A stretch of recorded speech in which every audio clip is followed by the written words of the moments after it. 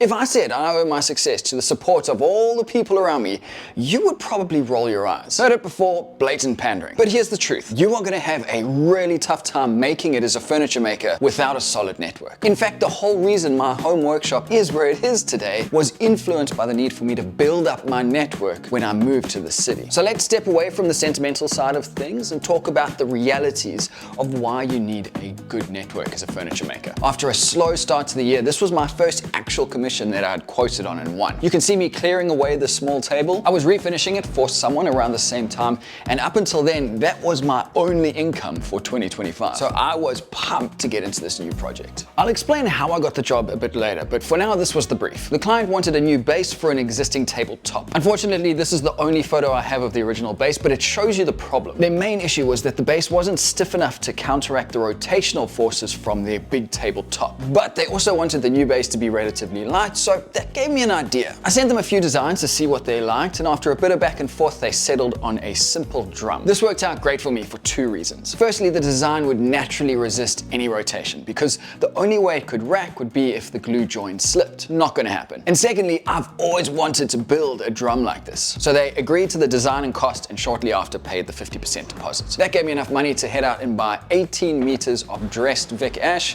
140 millimeters wide, 35 millimeters thick. I cut and milled the boards ready for their trip across town.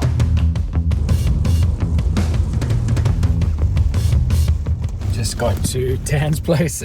I saw a message on my phone. Don't let the timber get wet, because otherwise it's going to set off my saw stop. These boards are 140 wide, and we're bringing them down to 120. So we've got plenty of room to play with. And this brings me to the first reason why you need a network of people you can rely on in this industry. At some point, you're going to need to do an operation with a tool or experience that you don't have. Dan and I have helped each other out many times over the years, to the point where it's become irrelevant to keep a tab. So on short notice, I was able to set up some time with him and his saw to cut a 10-degree bevel on all of the boards. And while I could have gone to any furniture maker in town with a table saw to get these boards dressed, because Dan and I now have this quid pro quo relationship, I wasn't worried about the extra money I was going to have to spend going to a third party. And before I get any comments about not having a table saw in my workshop, yes, I know that's heresy in some circles, but leave a comment down below if you don't have a table saw in your workshop. I think we'll be surprised by how many people are in that camp. We had an interesting time trying to get these boards into a drum shape. Did yours break? Yeah, I think so. Oh yeah, that feels heaps better. Yeah, I'm reporting it, yep. Oh! You know what it is? It's the sharp edges of the timber cutting it. You know what? As is, let's just stand it up. So that's what we did. I think there's going to be a fair bit of trial and error in this. You know what? I'm feeling pretty good about this. Oh. This is good. The reason we didn't do this in the beginning is a lot of these boards weren't cross-cut at 90 degrees, so they didn't want to stand up by themselves. Wow, look at that, huh? That's coming together. Getting a bang clamp around it and seeing the drum come together was a pretty special moment. That's pretty wicked. Does look pretty cool. I mean, obviously the joints aren't tight yet, but they will be. Yeah, that was a bold but misinformed statement. According to the math, I needed these boards beveled at exactly 10 degrees, but because of the minor discrepancies in the width of the board and the deflections as it was going through the table saw, I knew they weren't going to be perfect. Dan suggested looking into Techniglue, which is something I have seen before in other videos. The prices always turned me off, especially when I could use something cheaper like Titebond and get the job done. But for something like this, I didn't want to take any chances. Because of Techniglue's gap-filling properties, I wouldn't have to worry about any joins that were less than perfect. I am sitting here waiting for this glue to arrive. It's supposed to be getting delivered today. I've been wanting to update the client to let them know that essentially I can't continue until I have this glue. But the reason it's been delayed is because of all of these Easter holidays. And here in Australia, on the 25th of April, we have Anzac Day. So you've got Easter, Anzac Day. It's just all these holidays back to back. So I've been wanting to email the client to say this is why the project is slightly delayed. But I don't want them to get the email and go, this guy's a moron because he forgets about public holidays. I should have factored this in. I should have thought about the holidays a while ago and ordered the glue sooner. But I didn't. And a general rule is that more communication is better. You want to keep your clients up to date and involved in the project so they don't feel like things are out of their control. So I think what I'm going to do is wait for this glue to arrive. That way at least I can say I now have the glue, i.e. I'm taking care of this, I'm in control. And I can then update them to say now progress can continue. All right, I got it, the package. This is the glue. Now I can continue. It's been a couple days since I was at Dan's place. I've got the staves over there sitting on my workbench. And in that time, Dan and I have been working on an internal shape for the drum. This is the exact shape and size of the inside of the drum. My original goal was to use this as a template to cut some pieces of plywood that would then go in the middle of the drum to sort of act like ribs and give it some strength. But luckily, I've been talking to a lot of people online, on Instagram, in person, and the general consensus is do not do that. I've never worked with this geometry before, so I'm not sure how the expansion and contraction will happen. But talking to people, it's pretty clear that it will expand outwards and then inwards. So if you've got a rigid piece of plywood in the middle glued on that inside surface, it's just going to either pop the plywood off, or in a worst case scenario, it's actually going to split the timber. So I've scrapped that idea, but I am going to use this template for making sure that when I glue the staves together, I can slide that template up and down through it, and that will tell me that the drum is as much of a perfect circle as it can be. With that out of the way, I could get all of the boards ready for glue up. This meant cutting them to the same length so they would be flush on the top and bottom after the glue up.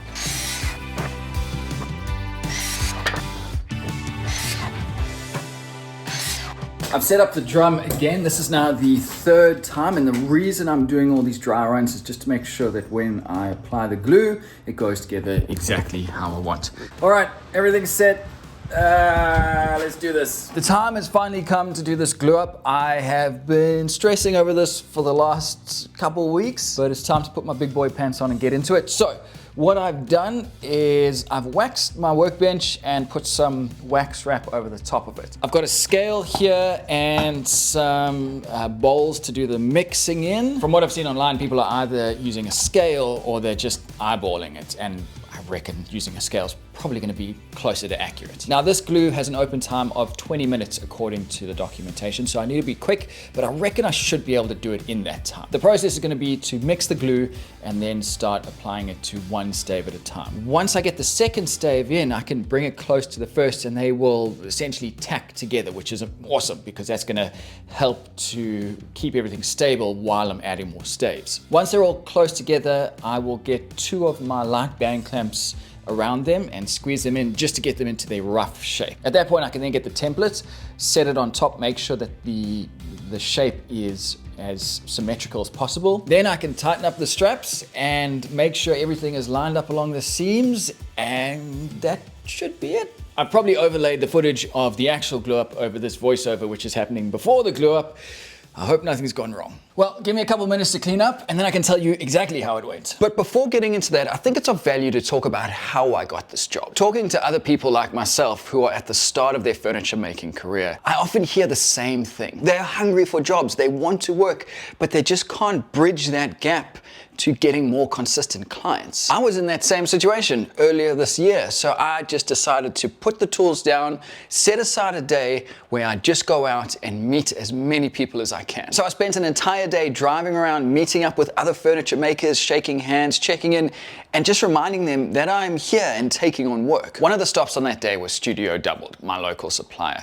And after handing over my card, it was met with, "Oh, I didn't realize you were doing this full time now." It's so easy to just live in your own bubble and not realize that the rest of the world has no idea what you're doing. The next week, I went from 1 phone call in 3 months to 5 phone calls in 1 week. Since then, I've lined up jobs, completed some, and it all came from handing over my card to that one place and asking my network for help. When I moved to Townsville from Adelaide in 2017, I had this idea of buying a big property out of town so I had room to grow, room to expand. But when the listing for this property popped up and I saw how close it was to the most popular furniture maker in town, town, studio doubled, I had to check it out. Even though it's a suburban home and way smaller, the fact that it's in close proximity to a business that I want to work with makes it worth it. And in the end, I'm glad I did, because it's been easier for me to become a familiar face over there, and I think that's in large part why I got this job. Okay, so everything went pretty well. I'll start with the amount of glue that I mixed up. Yep, it's all gone. So I really lucked out with that. Everything else went quite smoothly. I can see why people like this glue, because it is easy to work with a glue that doesn't just run, or an epoxy that doesn't just run. In terms of moving all the parts around after the clamps are on, it was easy because the open time was way more than 20 minutes. It's still quite soft. All right, I did the glue up on Wednesday. It is now Saturday. Let's see how this thing turned out. I have a very strong suspicion that these straps are going to be glued to the timber, but that's fine. If I end up breaking these straps in the process, totally worth it in my opinion. Top one was all good. Now for the bottom one. I am surprised. It lives to clamp another day. I mean, it's not in particularly good shape, and I'm hoping that this epoxy that's in here will break up and crumble enough over time so that these straps are soft again. But I honestly thought I was going to have a chisel out, breaking off bits of this fabric. If I'm honest, that was probably the scariest part of moving this whole thing. I was really worried that the circle would just collapse under its own weight when it's laid down on its side. It is Tuesday today, so this glue has now been curing for about 6 days, so it's as hard as it's gonna get. Now, originally I'd planned on getting some 40 grit sandpaper and sanding all of this, but then I realized I have an electric planer. So using this, I'm going to knock down all of the points. I'll go all the way around the drum, knock down all the points. And then once that's done, I'll start on all of the new points and knock those down.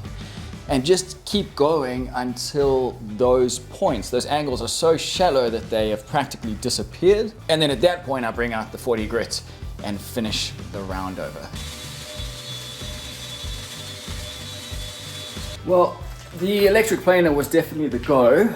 I could have even gone around it a few more times, but there's something wrong with it and it's gouging. So now I have some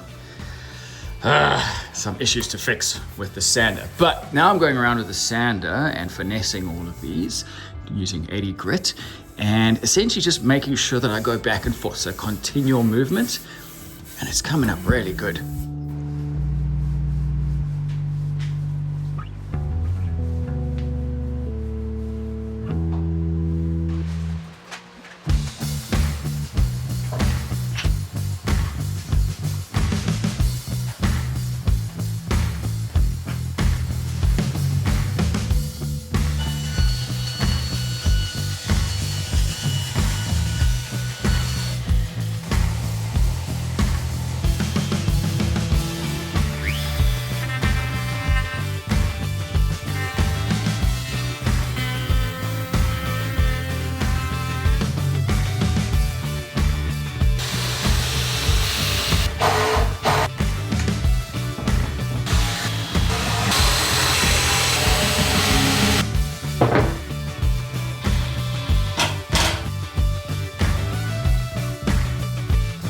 Alright, the table base is done. All that's left is to attach the top to it at the client's house, which I've already said I'll do. Sticking with the theme of having lots of friends to help you in this industry, Dan is coming around to help me get this up the stairs at the client's house. They've got a pretty nice place and I don't want any dents or dings in their wall. Alright, delivery's all done. I didn't get a chance to film because the client was there and I didn't want to ask them if I could film in their home. But I did get a couple of pictures. Everything went well, client's very happy, I'm happy that they're happy, the table went together well. They are a little bit concerned about the color difference between the base and the top. The top is probably the same type of timber, but it's been done with a oil which is yellowed over time, which is why there's such a strong contrast. So I may be getting the tabletop in the near future to sand back and give it that same finish as the base, but we'll worry about that later. Anyway, that's another job done. Stoked. Let's get to the numbers and see if I made a profit on this one.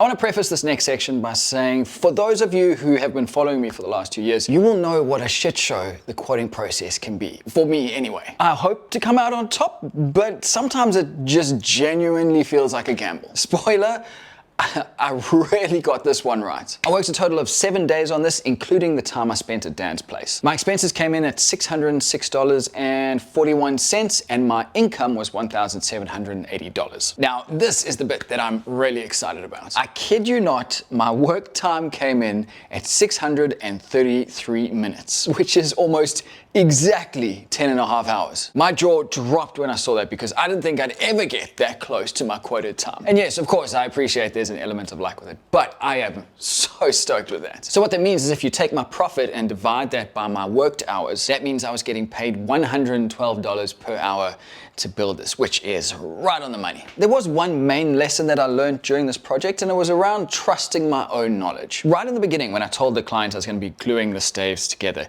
he questioned that and said he would prefer if the join was done mechanically. I've worked with wood glue for years and I know its strength, but because of how adamant he was when he said that, it really shook my confidence more than I was expecting. And in that phone call with him, I don't feel like I conveyed my confidence in the glue enough. So I wouldn't be surprised if he put the phone down, kind of not trusting my judgment. The next time something like that comes up, where I'm talking about something that I know and I have experience, I need to be more confident about it to put the client at ease. But other than that, it was a great project, great way to start the year, even if you're only seeing the video now. If you've got any questions or comments, leave them down below.